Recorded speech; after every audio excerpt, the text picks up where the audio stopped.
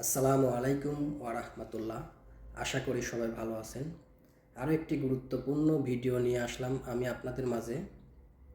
আজকের টপিক, সিঙ্গাপুরে যারা এস পাশে আসবেন তারা এখনই সতর্ক হয়ে যান। সিঙ্গাপুরে এস পাশে আসার পরে যে বিসিএ স্কিলটা আপনারা করতেন, বিসিএ স্কিলের অলরেডি বিসিএ স্কিলের বিশাল বড় একটা পরিবর্তন চলে আসছে। তো চলুন কি সেই পরিবর্তন আলোচনা করা যাক। 19শে জুন মাস থেকে এস পাশে আসলে সাথে সাথে বিসিএ স্কিল করতে পারবেন না। ওকে, এখন এখানে আমি দুইটা অপশন বলবো, একটা কারা কারা স্কিল করতে পারবেন এবং কারা কারা স্কিল করতে পারবেন না। স্কিল করতে পারবেন অবশ্যই যাদের বিসিএ অ্যাপ্লাই অলরেডি করা আছে। আপনি বাংলাদেশ থাকলেও সমস্যা নাই, সিঙ্গাপুর থাকলেও সমস্যা নাই, কিন্তু আপনার যদি বিসিএ স্কিল অলরেডি অ্যাপ্লাই করা থাকে এবং সেটার ডেট যদি 19শে জুন এর আগে পরীক্ষার ডেটটা হয়, তাহলে আপনি বিসিএ পরীক্ষা দিতে পারবেন। ওকে, এখন কারা কারা বিসিএ স্কিল পরীক্ষা দিতে পারবেন না? ওকে, যারা নতুন আসবেন তারা তো অবশ্যই দিতে পারবেন না। আর যারা অলরেডি আসছেন কিন্তু আপনার বিসিএ অ্যাপ্লাই করা নাই, আপনার বিসিএ অ্যাপ্লিকেশন করাই নাই, তাহলে আপনি বিসিএ স্কিল করতে পারবেন না।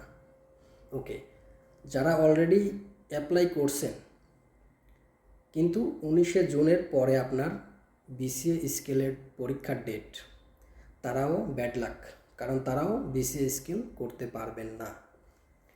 এখন আসি বাংলাদেশ থেকে যে এজেন্সিগুলো আপনার পিসিএম সেক্টর বা এস পাস বিশেষ পাশে যারা সিঙ্গাপুর নিয়ে এসে স্কিলের ব্যবসা শুরু করছিল, তাদের অলরেডি ব্যবসা বন্ধ। এখন যারা নতুন বিসিএ স্কিলের উদ্দেশ্যে এস পাশে আসবেন তারা সতর্ক হবেন এবং আপনাদের পরিবারকেও সতর্কতা অবলম্বন করতে বলবেন। আপনি না জেনে এই মুহূর্তে সিঙ্গাপুরে আসবেন না, বিশেষ করে এস পাশে আসবেন না। যেহেতু বাংলাদেশি অসাধু ব্যবসায়ী এবং এজেন্সিগুলো অলরেডি বড় একটা অ্যামাউন্ট নিয়ে সিঙ্গাপুরে নিয়ে আসে, তাদের কন্ট্যাক্ট থাকে, তারা সিঙ্গাপুরে নিয়ে এসে বিসিএ স্কিল করায় দিবে।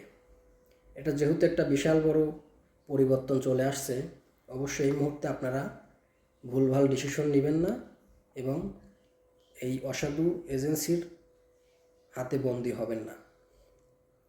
কারণ তারা বলবে যে না সমস্যা নেই, আপনি যান, আপনি ব্যবস্থা করে দিব বা এই করবো সেই করব, কিন্তু আমি ডিটেলসে সম্পূর্ণভাবে আলোচনা করছি, এটার ঘটনা সত্য।